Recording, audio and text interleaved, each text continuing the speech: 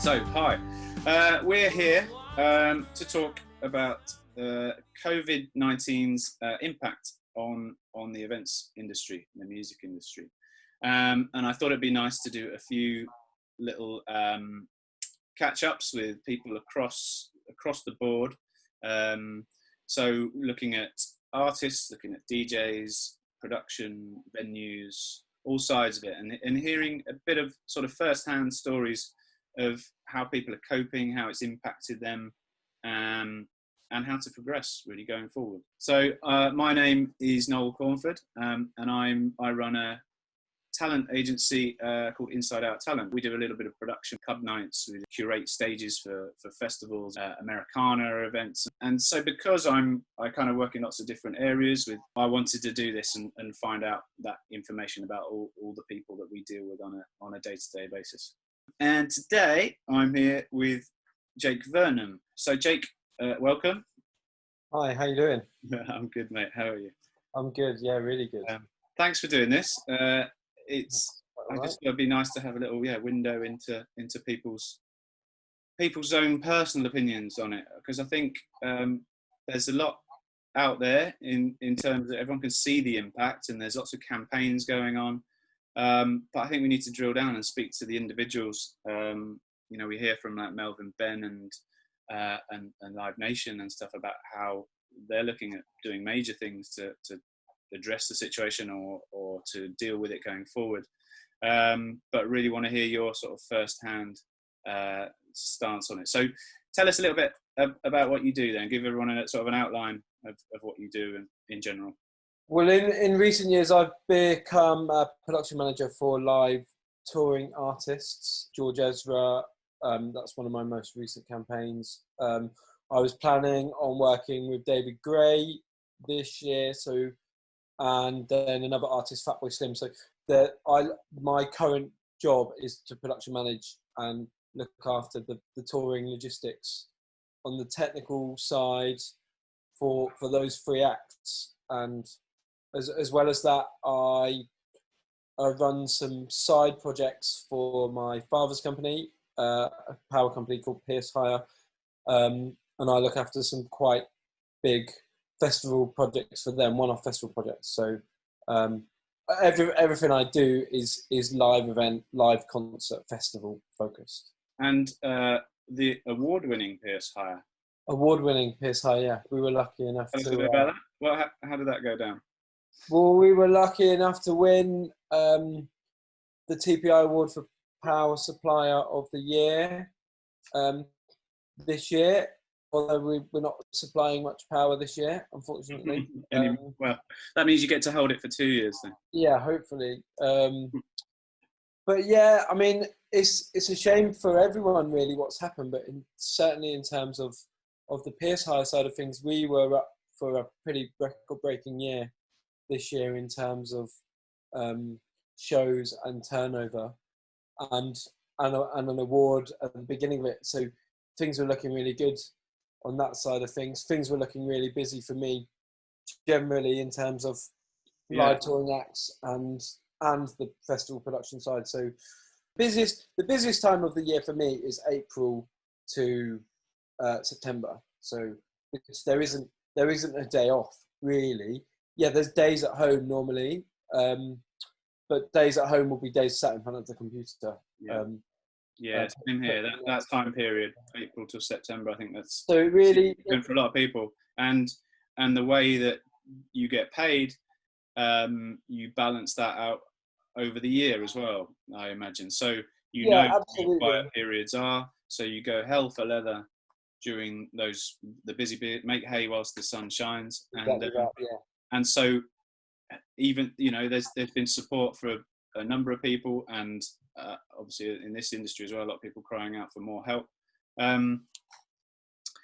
But that sort of month by month support doesn't really tally up because when you're spreading a few months' income over a year, it kind of doesn't fall out the other end properly, does it? No. just no. Unfortunately not. I mean, I'm particularly lucky to have had very good years previous to this one. So the support is appreciated, the minimal support that we can get, but for some people it won't be enough. It won't be enough. So put it into perspective a little bit. So if you're doing an Ezra tour, are you responsible for hiring or sourcing all the crew for that tour? How many people would you not be responsible for, but would you be in the chain? I'm thinking down in the chain, and people are losing their. Because I think what's interesting is people don't realise that trickle down in events, that they think, oh, that gig's cancelled. Oh well, that's a shame. Well, that's actually an interesting question, because there is an image being shared on the internet at the moment that details that hierarchy. And I think the number on it, I'd have to go back and check it, but I think the number was about 450. Yeah. On an arena show, on a medium scale arena show, you know, it directly affects about 450 people, 450 jobs. And that goes through, because when we go to a venue, you know, yeah, there's the touring party that works with the band, but there's the band, the management, the agent, myself, my team. Then we get into technicians, lighting technicians, audio technicians, video technicians. Yeah. Then we go to truck drivers, bus drivers. But then that's our party. Local crew, yeah. Venue managers, venue supervisors, security staff, bar staff, and then that even goes further to affect public transport, restaurants and bars outside and around the venue. So the economic impact is monumental when you look at it like that. That's one of the reasons why I wanted to do this as well, is to hear it from you guys firsthand, how much impact it is, so people do actually realise the numbers of people that are affected by this. And it's not. I guess as you look at it on a piece of paper, it might not just be. You think of it as the events industry, but when you talk about catering and well, it's hospitality, isn't it? I suppose. But then, yeah, like you're saying, bus drivers and power companies and stuff. You know, it's all different. When you look at a festival, that's the impact is of the festival not happening is even more so, because a concert's a bit different, but it's, you know, what do people buy to go to a festival with? Food, alcohol, camping supplies. How do they get there? On the trains, on the buses. Yeah. I remember people saying a few years ago, like Notting Hill Carnival or Glastonbury, that some catering companies will rely on those sort of events, that they'll smash it for, you know, a week. They'll make loads, and that kind of tides them over. You know, if you've got a little shop or van or something that, again, in the winter months is sitting in a garage, probably not delivering the goods, those summer periods are so important. But for people like that, you know, food traders, I mean, Pearce Hire fall into that category. Festival toilet suppliers, festival staging suppliers. There's nowhere near the volume of work there is in the winter that there is in the summer. So all of those companies need the busy summers. They need this period now to survive the winters and the quieter periods. That's where the trouble now with the winter is, and this situation is, that we can't go indoors. So even with improved scenarios or situations, so it's Glastonbury weekend. It's hot here. I've got a little fan on me. This time last year we were on the pyramid stage. Yeah. Oh, there you go. It's good time. About 6 hours out from stage time. I knew there was the reason I called you today. That was it. So we'd have been setting up to do a show on the pyramid stage this time a year ago. Yeah, nuts. And yeah, so there's lots of stuff out there now, and how it's kind of working and stuff is interesting. There's lots of cinema things. So again, I guess it's a case of people are rushing to do these things, and there are shows that people can go to, and there's proper gigs now as well that I think Live Nation are putting on. And you can sit in your car or stand by your car or whatever the format might be. but that's got the life expectancy now for that's going to be a couple of months before the weather gets bad again, or or there's another spike, or don't know what it's going to be, and then we're into that winter period, and we can't move this stuff into venues anyway. We can't move indoors, so there's almost a rush for trying to get some money in the bank, I guess, or get. Well, there certainly is from some companies out there. There's kind of two types of way of looking at it. There are people that will sit tight, keep the spending minimal, take the loans that they can get, take the support they can get, and they'll wait it out until they'll wait it out until there's new developments, because everybody says next year, but there's no guarantee that we're going to be in this position. We're going to be back. We're certainly not going to be back to normal conditions for summer next year, in my opinion. Hopefully we'll be back somewhere towards that, so that the normal kinds of shows that we're used to are happening. They're just happening with different restrictions and different. I guess reduced capacities in general will be the first. But at the moment, the other side of it is there are companies that will want to get out and want to make some money any way they can, which is what we're seeing. I've done endless budgets for drive-in shows, cinema shows, power quotes for outdoor drive-in shows, that type of thing. So give us your opinion on the shows that are out there at the moment, though, and the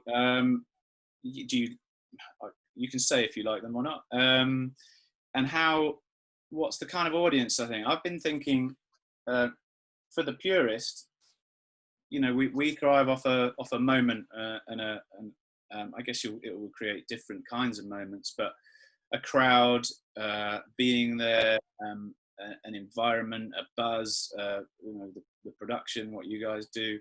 In my opinion, so sitting in a car, what do you think that's going to feel like or appeal to? I mean, in my opinion, I don't think that if they hit the tickets at the right price, I don't think they'll have a problem selling tickets to these kind of shows, because I'm seeing what I live in Brighton, what I'm seeing at the moment is the beaches are rammed, busier than I would see them normally this time of year on a hot day. In terms of the vibe, in terms of the moment, what do you think those shows deliver? What we're used to? I don't think they'll deliver what we're used to. I think it'll be very different. However, the Live Nation model that's been released has a dancing space in each car sort of allocation. So I think that will for me, that's more appealing than you can drive your car, you can't get out of your car. And I think the reason why it will sell tickets is because if you suppress anything for long enough and then give a little bit back, then people will do it. People will do it, and people will go to it because they've had nothing else to do. People have been off work, not earning any money for God knows how many weeks or months, and as soon as they open the shops, people are queuing to go to Primark and to go to Zara or Topman or whatever, which says to me the same thing will happen to our industry. It'll be gone for so long, but as soon as it's back in any shape or form, people will buy tickets for it. Yeah. So I'm self-employed, as I think we both are, and in a way, it's not feeling grateful, but there's a position with us where once the events start again, we start again. If you're unfortunate enough to have lost your job through this, which there will be loads of people down that production line that we've talked about, and the facilitators and stuff, they won't be able to go straight back to it. The furlough scheme, which has been great, starts to run out in a few months, and there's no current chat about extending it. I mean, there's lots of lobbyists and lots of campaigns to extend that scheme for our industry, but companies need to survive, basically. And what we're going to start to see is companies making staff redundant so the companies can survive. However, a lot of people out there won't be able to wait. If they get made redundant, they'll have to look for another job, because a lot of people need the income. So unfortunately, we are going to lose people. Yeah. So there's a lot of talk of positive things coming out of this. I personally, I think I've had a few conversations and chats with people that I may have ordinarily just emailed. So it's kind of been nice to connect with those people and create a personal relationship. Have you found any sort of scenarios like that? Yeah, definitely been doing more of that. Although it's kind of counteracted by the fact I'm not seeing anybody I would normally see across this period of time. So like I'll see certain people once a year, every year at the same show. Yeah. So those kind of people, and yeah, I've spoken to a lot of people and stayed in touch with people, but it's different. I mean, there's lots of positives to come out of this for me, but they're all more personal positives. So you go into a lot of venues and stuff as well when you're touring, when you're not doing the festival stuff. Absolutely. So obviously the venues are massively impacted and all year round as well. So they're maybe losing out more so than others. There's these venue trust things happening. There's a lot of campaigns going on. Clapham Grand did one. They had, I think, Frank Turner and Beans on Toast and Billy Bragg all got involved. The boss down there is great, and I think he's known those guys for a long time, so willing to help out. There's a video going around by our union, you would say, which is Plaza, and about how we were the first to stop, and we're going to be the last to start again. Yeah. But the problem is that support's going to stop, but we're not going to start again. So we haven't seen many venues go. Yeah. But we're going to see them start to go from this point forward. So what I'm wondering about is new artists. If all the artists get carried over from this year to next year for most of the festivals, what happens with all the new records, the new artists that are out there that are trying to get on the scene? They've got to wait 2 years before they're potentially going to get on any major festivals again, unless there's some I think that's really interesting, because particularly with my artists, you know, I've not got a guarantee, particularly with festival shows, a guarantee that all of this year's schedule is going to be moved to next year. I'm not seeing those kind of guarantees at the moment. Yeah, and in my personal view is that festivals are going to have to be quite careful with how they play that, because and it all comes back to this: if we are back to where we need to be by next summer, the stuff like the new artists coming through on radio and online, that isn't going to change. You know, new artists are still going to launch, new records are going to launch, new music's going to come out, the radio is going to play it. It's not, the festival lineups and the music industry are not going to stand still together. No. New artists are still going to come through. So in my opinion, the festivals will need to be a bit careful next year, because if there's other lineups that are better because they've got slightly different artists on them, then people might not want their refund anymore, or their. Well, I'm wondering if there's an opportunity in that, in a twisted way, for to some people to open up their doors to newer stuff that will be out next year, which may not have. You know, which will miss out on a bunch of other festivals. I think what's going to be tricky for new artists is that it's kind of hard enough already to do festival shows on the minimal fees that are paid. The fees are going to drop. Yeah, well, they're talking about 20% on their Live Nation. I think 20% as a blanket, but I've seen some numbers this week for a band that are considerably lower. And the venues, again, those new artists breaking through, the venues is where they apply their trade and hone their performances and find out what songs work and what don't. And particularly the smaller venues. Element removed, there's a slower process, I guess, now. And it's particularly the smaller venues where the up-and-coming artists do that in, and it's the smaller venues that don't make as much money and are going to find it harder to survive. Do you think there's anything we've learned personally and in what we deliver professionally from all of this? And I'm thinking, is there anything that you personally think you can adapt or think that could be done differently or has started to change in the way people deal with things and put things forward? I think there's maybe a bit of a lesson to be learned from this, that we maybe need to take a step back a little bit and slow down. And that's more a philosophical thing for me, because if you look at how quickly the virus went from where it started to where where we're at now, you know, it's quite astonishing, really. But that's because you can fly around the world for a day. You know, I've done day trips to Brazil with artists for one show, and I wonder if the environmental impact as well and things in that. I think it's definitely highlighted environmental impact, and it's a difficult one for us. What we do isn't incredibly environmentally friendly. So, you know, driving 10 trucks around the country it isn't environmentally friendly, but we need to continue on our path to make it better, which we're doing. We're working with the trucking companies. We're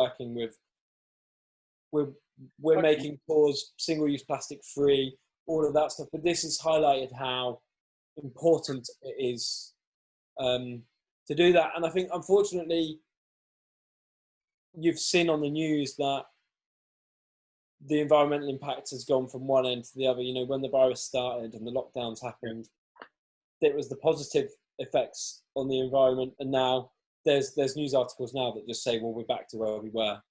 That's interesting. You said that so when you said we, in terms of we're working with like truck companies and stuff to look at that carbon footprint and those elements. Is that something you've been doing for a while? Has that escalated during the period? Or you were already conscious of that? That's something we've been doing for a while, particularly on the Pearce Hire side of things. It's always on a festival client's agenda to reduce environmental impact. Yeah. So we've been using other fuel types and generators that make less emissions. We meter a lot of the power systems so that we can take the data away, and next year we can reduce engines, remove engines. We try and get stuff turned off overnight, so we use a lot more LED technology, and we're just trying to bring all that down. But particularly in touring, it's come about again last couple of years, you know, and a lot of the time it comes from the top, from the artist. They want to reduce and who's they are. environmental impact. We want to hear these stories. We want to hear about what people are doing, and you have to search for it. And it would be very refreshing to switch on the news and to see every day a story about somebody who's what they are doing to help, and what improvements have been made in the past 12 months, 6 months, whatever. I think the other lesson to be learned from all of this is, and this is a business thing to take away, is that the work's not always going to be there. Anything can happen, you know. No one expected this to happen at all. And even when the early reports about coronavirus were kicking off in China, we still didn't expect to have a shutdown. Well, not only a shutdown world, but particularly a shutdown industry. So people will probably come away from this being a little bit more prepared for it to happen again. Expected. That could be how people manage their finances, through to how people rely on their seasonal work. I mean, there's two types of companies. There's the companies that will last this because of the way they operate, and there's the companies that won't necessarily survive. Yeah. And I think that the companies that won't necessarily survive, their owners, operators might come around in future enterprises and maybe do it slightly differently. Yeah. People are saying how everyone's being kinder to each other. I think there's a lot of hope that people, the clapping for the NHS and the support for various venues and causes and frontline workers, etc. and people generally perhaps being kinder. I'd like to. I've quite a strong opinion about that, because although it will last for me, and I've always appreciated the NHS because I travel the world, so I get to see how other healthcare systems work. When you have a crew member fall ill or something like that, or you need medication, and I know what kind of numbers we end up paying for it around the world. So for me, the NHS is unbelievable. We're very, very lucky to have that. But what I think will happen is, when this is all said and done, the clap for the NHS will be forgotten, and people will roll back to how they were.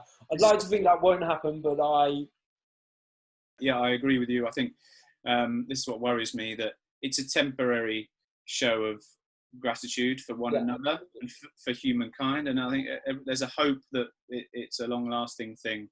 Let's stick with that hope and not dwell on things reverting too much. But when we talk about people being more careful with things, or being whether it's their finances or jobs, or it might become a case of it's more dog eat dog. It will come a bit dog eat dog for a little while, I think, because everything's going to be pushed to the bare minimum while people try and claw back their profits, certainly for a couple of years, maybe longer. Let's hope everyone remembers to be civil through all this. I know you're a decent bloke, Jake.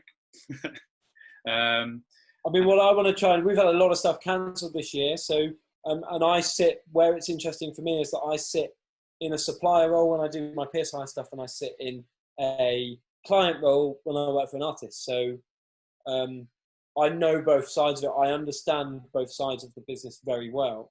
So from a Pearce Hire point of view, I would like to think that all the work that got cancelled next year will come back to us, and yet there may be the need for some negotiation on price, but I'd like to think that the loyalty will stay there, and I like to think that, because when I jump into my other position as a client, anything we had to deal with this year, unless there's no movement on some of the prices or negotiation, they will get the work back. I will go back to all the same suppliers that were contracted this year. In the first instance, I'd like to think that I can keep that decency and keep that loyalty, and that's what I plan on doing. Maybe ask me how that's going in a year's time, but I feel very strongly like that on this side, so I'd like to feel that on the Pearce Hire side, that's how it's going to work. Well, I think, you and I, we know how this works. I think you do come across the same people again, and a lot of the people have been in the game that I'm talking with for this series have been in the game for 20, 30 years, and you do come across them again. You do see them again, and it's very important in this industry. You definitely come across the same people over and over again, and you never know who you're going to need to help you out. So it's important to keep those relationships always open. I think that's a good point to end on. Basically, love one another. Look after each other. Because it's what goes around comes around. I don't think we've offended too many people over the years, have we, Jake? Not really. Maybe one or two. They probably deserved it. Anyway, so Jake, thanks very much for doing this for us. We'll be back soon to continue this series with someone from another aspect of the industry. And thank you very much, Jake. That was really interesting insight and stuff in there. And I think there'll be links and stuff to the things we've talked about, and so people can look up that information and drill down themselves. So thank you very much, Jake. I'll see you. Thanks, Noel. See you later. Thanks very much.